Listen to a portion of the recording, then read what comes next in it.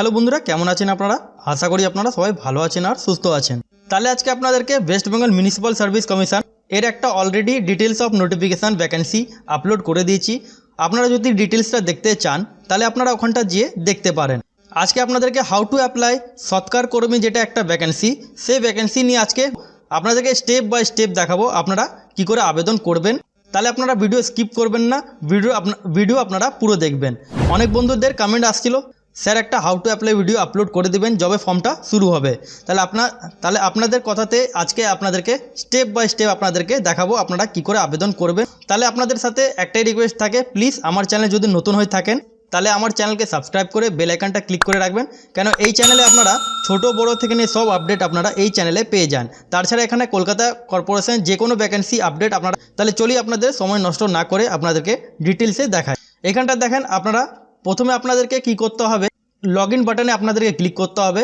এখানটা যাদের already user name আর password আছে তারা এখানটা লগ ইন করে আপনারা পেজটা লগ ইন করে নেবেন। যারা ধরুন ফ্রেশার ক্যান্ডিডেট তাদেরকে কি করতে হবে, এখানটা সাইন আপ বাটনে ওদেরকে ক্লিক করতে হবে। সাইন আপ বাটনে ক্লিক করার পর ওদেরকে এখানটা দেখেন, প্রথমে ওদেরকে নামটা ফিল করতে হবে।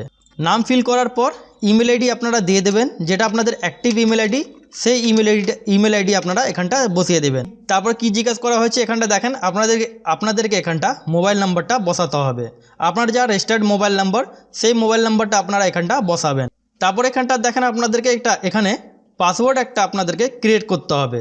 তাহলে আপনারা পাসওয়ার্ড এটা ক্রিয়েট নিজের হিসাবে আপনারা করে নেবেন। তারপর আপনারা কনফার্ম পাসওয়ার্ড উপরে আপনারা ক্লিক করবেন। এটা করার পর তারপর আপনাদেরকে সাইন আপ বাটনে আপনাদেরকে ক্লিক করে নিতে হবে। যেই আপনারা সাইন আপ বাটনে ক্লিক করবেন আপনার মোবাইলে ওটিপি আসবে। যেই মোবাইল নাম্বারটা আপনারা এখানটা বসিয়েছেন সেই মোবাইলের উপরে আপনাদেরকে ওটিপিটা আসবে। সেই ওটিপিটা আপনারা লগ ইন করার পর আপনাদেরকে এখানটা ভেরিফাই বাটনে ক্লিক করে নিতে হবে। ভেরিফাই করার পর আপনাদের সাকসেসফুলি রেজিস্ট্রেশন হয়ে যাবে। তারপর আপনাদেরকে লগ ইন বাটনে আপনারা ক্লিক করে নেবেন। লগ ইন করে নেবেন, যেটা আপনারা আইডি আপনারা বসিয়েছিলেন আর পাসওয়ার্ড, সেটা দিয়ে আপনারা লগ ইন করে নেবেন। দেখতে পাচ্ছেন লগ ইন করার পর আপনারা এরকম ইন্টারফেস পাবেন।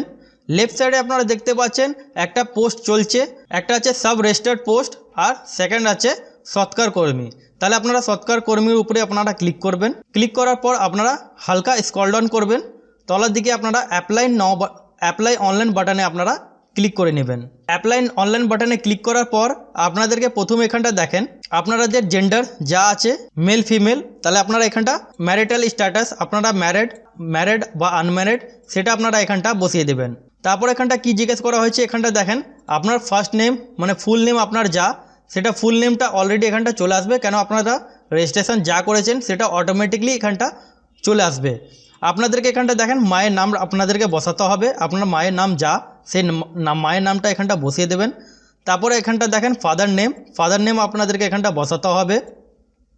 আপনারা যদি ফিমেল ক্যান্ডিডেট হয়ে থাকেন তাহলে আপনাদেরকে এখানটা হাজব্যান্ড নেম আপনারা এখানটা বসাতে পারেন। যারা ম্যারিড আছেন ফিমেল ক্যান্ডিডেট তাদেরকে এখানটা হাজব্যান্ডের নেমটা এখানটা বসাতে হবে। এটা কম্পালসারি নাও বসালে আপনাদের চলবে। ন্যাশনালিটি এখানটা দেখেন, এখানটা আপনাদের চেক বক্সে সাইন আছে, এর উপরে আপনাদেরকে ক্লিক করে নিতে হবে। ক্যাটেগরি আপনারা ক্যাটেগরি কী আছেন সেই category OBC A, OBC B, SC, unreserved category অথবা এসটি আপনারা যা আছেন সেটা এখানটা আপনারা বসিয়ে দেবেন। সিলেক্ট সাবকাস্ট আপনারা সাবকাস্ট আপনারা যদি ধরুন গরওয়ালি গোরখাস যদি থাকেন তাহলে আপনারা ক্লিক করবেন, অথবা আপনারা ক্যাটেগরি জেনারেল বা অথবা আপনাদের কোনোটাই আসছে না তাহলে আপনারা নট অ্যাপ্লিকেবল বাটনে আপনারা ক্লিক করবেন। তারপর ধরুন এখানটা দেখেন পিএইচ ক্যান্ডিডেট যারা আছেন, এখানটা পিএইচ আপনারা যদি হয়ে থাকেন তাহলে এখানটা আপনারা বসিয়ে দেবেন। পিএইচ দেওয়ার পর আপনাদেরকে এখানটা পিএইচের সার্টিফিকেট নাম্বার, পিএইচের certificate issue date, authority signature certificate issue authority সেটা আপনাদেরকে এখানটা বসাতে হবে। আপনারা যদি এসব না থাকেন বা পিএইচ না থাকেন নট অ্যাপ্লিকেবল আপনারা ক্লিক করবেন। তারপর তলার দিকে চলে আসেন, এখানটা আসার পর দেখেন আপনাদেরকে ডেট অফ বার্থ আপনাদেরকে এখানটা বসাতে হবে। আপনার যা ডেট অফ বার্থ সেটা আপনারা এখানটা বসিয়ে দেবেন। যেই আপনারা ডেট অফ বার্থটা বসাবেন আপনাদের এখানটা দেখেন অটোমেটিকলি এখানটা ডেট অফ বার্থটা চলে আসবে। এখানটা দেখেন কোয়ালিফিকেশান হিসাবে যেমন আপনাদেরকে অলরেডি বলে দিয়েছিলাম, এখানে কোয়ালিফিকেশান আপনাদের 8 ক্লাস পাস হয়ে থাকেন তাহলে আপনারা আবেদন করতে পারেন, অথবা আপনারা যদি পাস না থাকেন, ধরুন আপনারা কোনো কোয়ালিফিকেশান আপনাদের নেই, 0 পাস, তাহলেও আপনারা এখানটা আবেদন করতে পারেন। কিন্তু এখানে একটা ব্যাপার আছে যে আপনাদেরকে ability to read write speak আপনাদেরকে বেঙ্গলি জানতে হবে। কেন এটা কলকাতা কর্পোরেশনে একটা ভ্যাকেন্সি, এখানে আপনাদেরকে মাস্ট কম্পালসারি আপনাদেরকে বেঙ্গলি রিড রাইট স্পিক আপনারা জানতে পারেন, তাহলে আপনারা আবেদন করতে পারেন। কোয়ালিফিকেশান আপনাদের যদি নাও থাকে তাহলে আপনারা আবেদন করতে পারেন। এবার ধরুন যাদের কোয়ালিফিকেশান আছে তাহলে ওদেরকে কী করতে হবে, যাদের কোয়ালিফিকেশান আছে ইন্টার এডুকেশান কোয়ালিফিকেশান এর উপরে আপনাদের ক্লিক করতে হবে।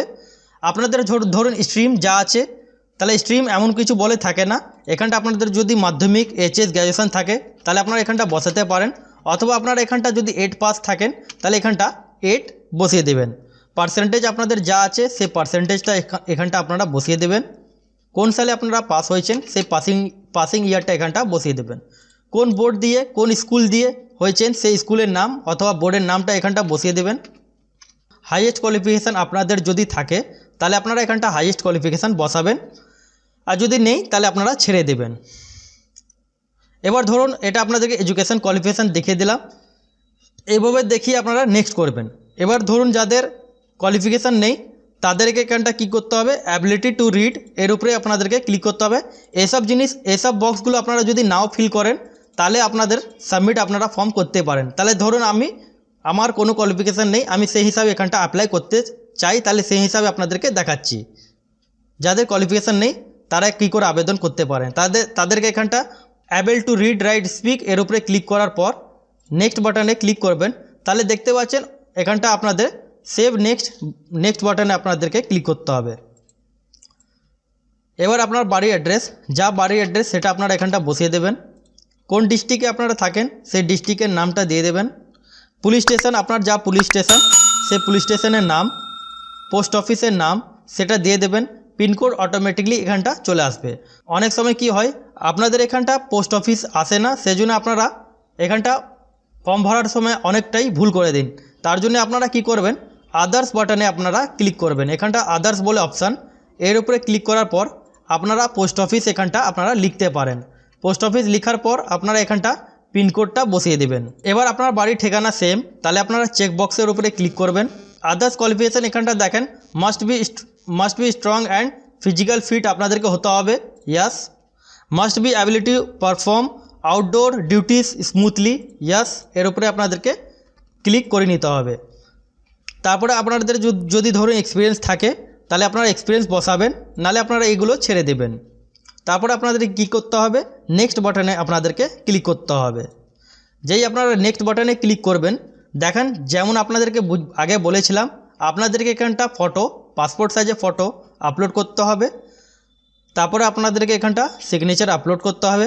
এজ প্রুফ হিসাবে আপনারা মাধ্যমিকের অ্যাডমিট কার্ড পিডিএফ ফাইলে আপনাদেরকে আপলোড করতে হবে।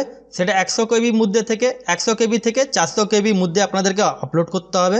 আপলোড এসেনশিয়াল কোয়ালিফিকেশান সার্টিফিকেট আপনাদেরকে এখানটা আপলোড করতে হবে।